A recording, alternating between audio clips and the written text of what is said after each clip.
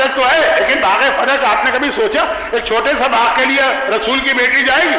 ولایت علی جس کے لیے رسول کی بیٹی دربار میں گئی، لیکن گئی اور پھر واپس جس طرح روتے ہوئے آئی، اور اس طرح رویا، اس طرح روئی کہ چاہے 75 دن کی روایت صحیح ہو چاہے 95 دن کی روایت، مسلسل مسلسل مسلسل روتے ہوئے گزری۔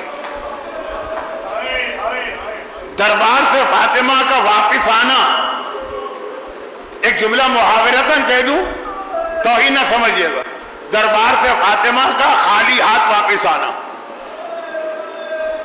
اس سے بڑی بات، کل میں نے ایک لفظ کہا تھا نا، کسی کو آپ جسمانی طور پہ ماریں کم تکلیف ہوگی، مینٹل ٹارچر زیادہ بڑی تکلیف۔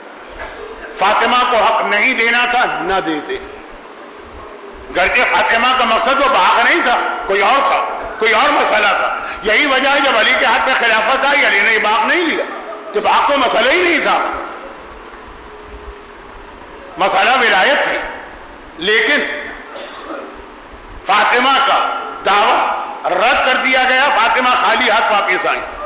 اس پہ فاطمہ کو وہ دکھ نہیں تھا، دکھ تھا اس جملے پر کہ ہمیں آپ کے دعوے پر کی سچائی پر شک ہے، ہمیں لگ رہا ہے کہ آپ غلط بیانی کر رہے ہیں۔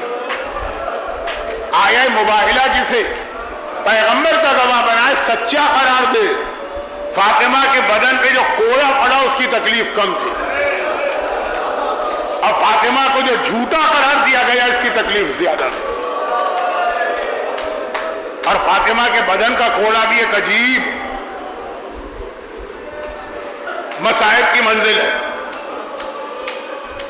دیکھیے، اگر انسان کی جو حالت بدلتی ہے اس میں کچھ وقفہ ہو، بہت سارے لوگوں کو دیکھا ہوگا آپ نے لکھپتی تھے، آج وہ حالت نہیں رہی، لیکن کچھ ٹائم، 1 مہینہ 2 مہینے 4 مہینے میں حالت بدلتی، اچانک وہ زیادہ بڑا صدمہ ہوتا۔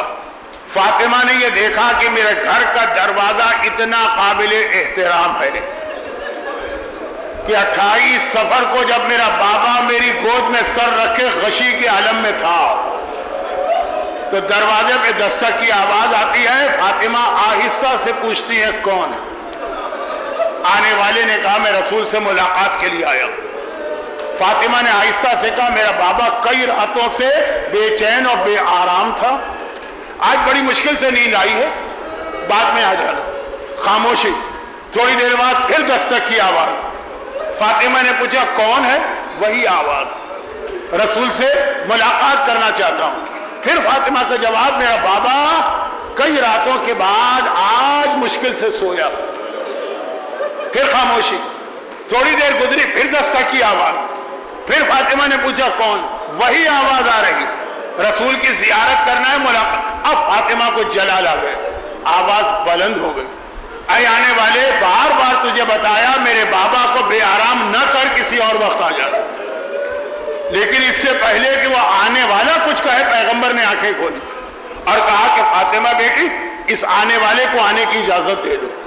یہ وہ آنے والا ہے جو آج تک کسی گھر کے دروازے پہ روکا نہیں ہے، یہ عام انسانوں کے گھر میں گیا ہو، یہ اولیاء خدا کے گھر پہ گیا ہو، یہ وصیوں کے گھر پہ گیا ہو، یہ نبیوں کے گھر پہ گیا ہو، یہ رسولوں کے گھر پہ گیا ہو، نہ آج تک رکا ہے نہ کسی سے اجازت مانگی۔ لیکن یہ تیرے گھر کا احترام ہے کہ یہ آنے والا اس وقت تک آگے نہیں بڑھے گا جب تک کہ تو اجازت نہ دے۔ یہ کون ہے؟ یہ اللہ کے حکم سے آنے والا ملک الموت ہے، حکم خدا، حکم خدا سے آنے والا بھی جانتا ہے کہ حکم خدا پہ عمل نہیں ہوگا جب تک کہ مرضی فاطمہ شامل نہ ہو جائے۔ جب فاطمہ نے اجازت دی تو وہ آنے والا آیا۔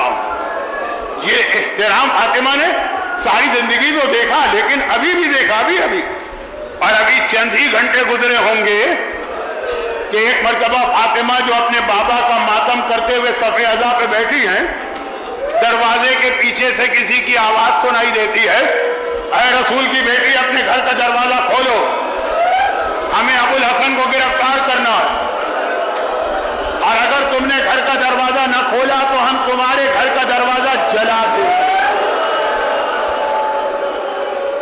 فاطمہ کو یقین نہیں آ رہا، میرے گھر کا دروازہ، اس پر یہ دھمکی بھی دی جائے اور جلانے کی بات کی جائے۔ ارے یہ وہ دروازہ جس پر ملک الموت رکا نہیں، ملک الموت سے بھی جو افضل ہے، میرا بابا بھی بغیر میری اجازت کی آگے نہیں بڑھتا تھا۔ اور کوئی یہ کہہ رہا ہے، فاطمہ کو یقین نہ آیا کہ ایسا بھی کوئی گستاخ ہوگا، رسول تک بغیر اجازت کی آگے نہ بڑھے۔ مگر آنے والے نے خالی زبانی دھمکی نہ دی، لکڑیاں لے کے آیا تھا، آگ کا انتظام کر کے آیا تھا۔ ایک مرتبہ فاطمہ کے گھر کے دروازے کو جلانا شروع کیا، اور اس کے بعد اس تیزی کے ساتھ وہ دروازے کو دھکا دیا گیا کہ رسول کی بیٹی اپنا حجاب بچانے کے لیے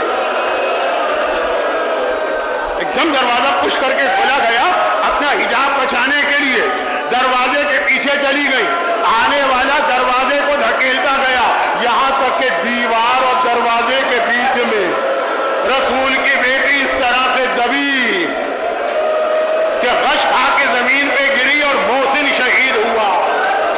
خالی یہ نہیں ہے، پرانے زمانے کا طریقہ تھا، اور آج بھی کہیں کہیں دروازے میں پیچھے کی جانب میخیں لگائی جاتی ہیں تاکہ سامان لٹکایا جائے۔ آنے والے نے اتنی طاقت سے دروازے کو دبایا کہ وہ دروازے کے پیچھے جو میخ لگی تھی وہ فاطمہ کی پسلیوں کو توڑتی ہوئی بدن میں داخل ہو۔ فاطمہ غش کھا کے گر رہی ہیں، اور اسی پہ کافی نہیں، غلام قنفذ کو حکم دیا جس کے ہاتھ میں پہلے سے کوڑا ہے، ارے ذرا یہ منظر دیکھو، غلام کا ہاتھ بلند ہوا، وہ کوڑا ہوا میں لہرا کے پہلو زہرا پہ پڑا۔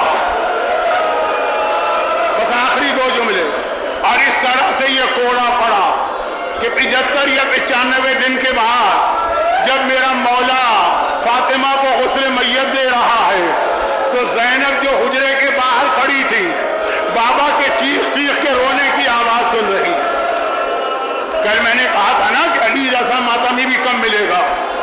جیسے ہی غسل مکمل ہوا، علی نے کہا کہ آؤ آ کے ماں کی آخری زیارت کرو۔ زینب نے باپ کا دامن تھام لیا، کہا بابا غسل میت دیتے ہوئے تو کوئی نہیں روتا ہے، آپ کیوں رو رہے تھے؟ کہا بیٹی جب غسل کا پانی ڈالتے ڈالتے میں پہلو پر پہنچا